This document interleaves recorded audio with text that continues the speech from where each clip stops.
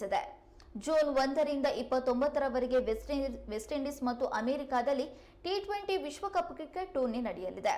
ಇದರ ಮೇಲೆ ಉಗ್ರರ ಕಣ್ಣು ಬಿದ್ದಿದ್ದು, ಐಎಸ್ಕೋ ರಸನ್ ಉಗ್ರ ಸಂಘಟನೆಯು ದಾಳಿಗೆ ಸಂಚು ರೂಪಿಸಿರುವಂತದ್ದು ಬೆಳಕಿಗೆ ಬಂದಿದೆ.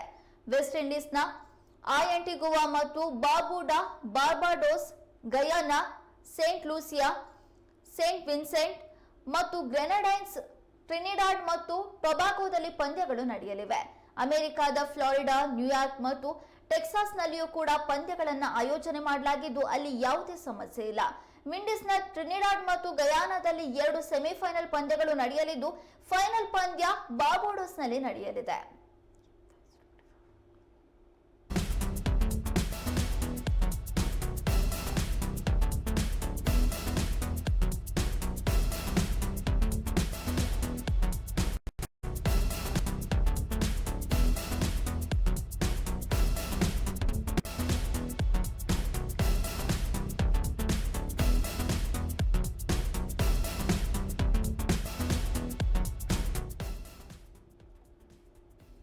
ಸದ್ಯ ಭಾರತದಲ್ಲಿ ಐಪಿಎಲ್ ನಡೀತಾ ಇದ್ದು, ಐಪಿಎಲ್ ನಂತರ T20 ವಿಶ್ವಕಪ್ ಕ್ರಿಕೆಟ್ಗೆ ಎಲ್ಲಾ ತಂಡಗಳು ಕೂಡ ಸಜ್ಜಾಗ್ತಾ ಇದ್ದಾವೆ.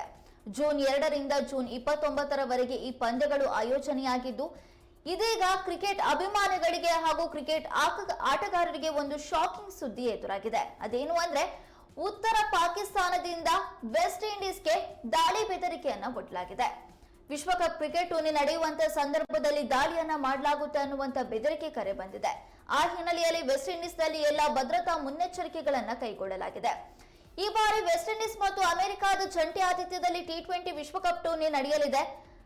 ಅಮೆರಿಕ ಮತ್ತು ವೆಸ್ಟ್ ಇಂಡೀಸ್ ಎರಡೂ ದೇಶದಲ್ಲಿಯೂ ಕೂಡ ಈ ಟೂರ್ನಿಯ ಕೆಲವೊಂದು ಪಂದ್ಯಗಳು ಆಯೋಜನೆಯಾಗಿರೋದ್ರಿಂದ ಅಮೆರಿಕದಲ್ಲಿ ಯಾವುದೇ ಸಮಸ್ಯೆ ಇಲ್ಲ.